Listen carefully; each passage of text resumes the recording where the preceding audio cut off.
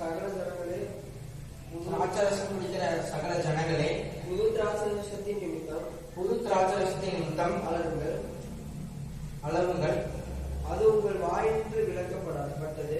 அது உங்கள் வாயிலிருந்து விளக்கப்பட்டது. எண்ணி முடியாத ஒரு பலத்த ஜாதி என் தேசத்தின் மேல் வருகிறது.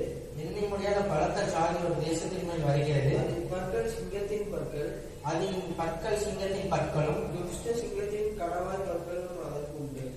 துஷ்ட சிங்கத்தின் கடவாய் பற்களும் அதற்கு உண்டு. இந்த வசனம் பார்த்தீங்கன்னா கடைசி காலத்துல நடக்க போற ஒரு விஷயத்திற்கான ஒரு அடையாளமா இருக்கு.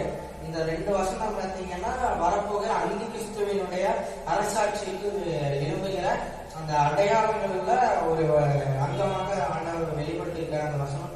நம்ம எதுவுமே தீர்க்க தரிசனமா ஒருத்தர் வந்து ஆண்டவரை கேட்டு சொல்லணும் அப்படிங்கிறதுல இந்த வேதத்திலே இந்த பைபிள்லயே பாத்தீங்கன்னா எல்லாமே எழுதப்பட்டிருக்கு. இந்த பைபிள்லயே எல்லாமே ஆண்டவர் எழுதி வச்சிருக்காரு. இந்த வேதம் தான் வந்து மிகப்பெரிய தீர்க்க தரிசன புஸ்தகமா இருக்கு. நம்ம எதுவுமே ஆண்டவரை கேட்டு உட்கார்ந்து கேட்டு ஆண்டவரே நீங்க எப்போ வருவீங்க, நீங்க எப்போ வரப்போறீங்க அப்படின்னு கேட்டிருக்காங்க. ஆண்டவர் எல்லாமே முன்னாடி யோவான் மூலியமா பத்ம தீவுல இருந்து ஆண்டவர் யோவானுக்கு வெளிப்படுத்திட்டாரு. இப்படிப்பட்ட ஒரு மிகப்பெரிய வேதாந்தத்தை நடக்க போறவர்கள் நடந்தவைகளையும் ஃபியூச்சரு ப்ரெசன்ட் பாசிட்டிவ் நடக்கிறது எல்லாமே ஆண்டவர் வேதத்தில் வச்சுக்கிறார். அவ்வளோ பெரிய உன்னதமான புக்கை தான் நம்ம வாட்சி கொண்டு இருக்கிறோம். அப்போ வந்து பாத்தீங்கன்னா இந்த ஒரு அந்தி கிறிஸ்துவினுடைய அரசாட்சி வந்து பூமியில இடமும் அதை பத்தி தான் ஆண்டவர் எழுதியிருக்காரு. வெளிப்படுத்தின 13:1-2.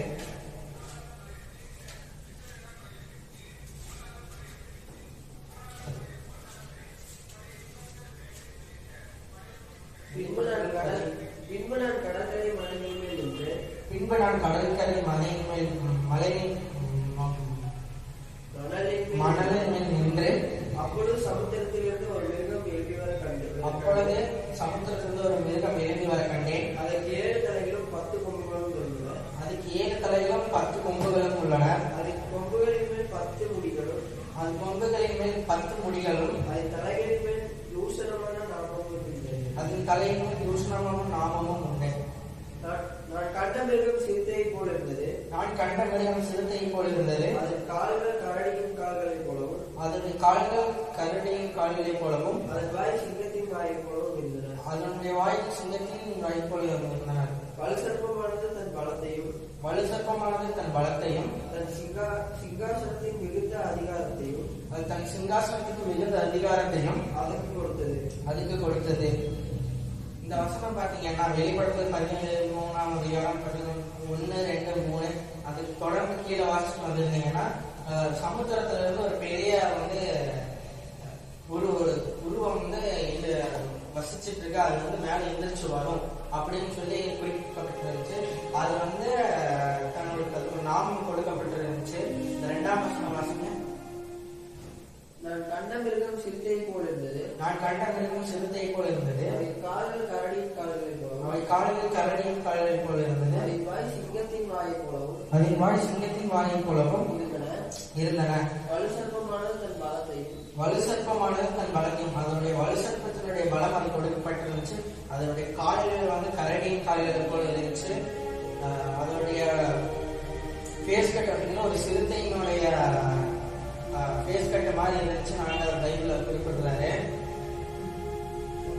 வலுசர்ப்பமானது தன் பலத்தையும், தன் சிங்காசனத்தையும் மிகுந்த அதிகாரத்தையும், அதாவது அந்த சத்துருவினுடைய ஒரு அலங்கோலமான ஒரு ஸ்ட்ரக்சர் தான் அது.